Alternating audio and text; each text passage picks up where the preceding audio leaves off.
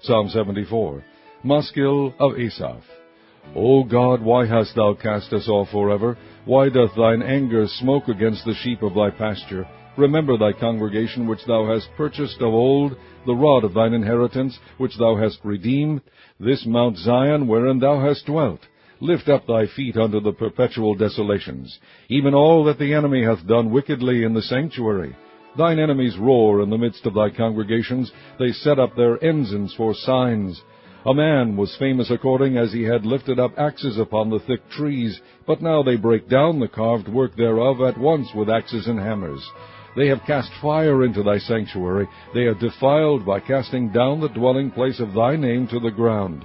They said in their hearts, Let us destroy them together. They have burned up all the synagogues of God in the land. We see not our signs, there is no more any prophet, neither is there among us any that knoweth how long. O God, how long shall the adversary reproach? Shall the enemy blaspheme thy name forever? Why withdrawest thou thy hand, even thy right hand? Pluck it out of thy bosom. For God is my King of old, working salvation in the midst of the earth. Thou didst divide the sea by thy strength.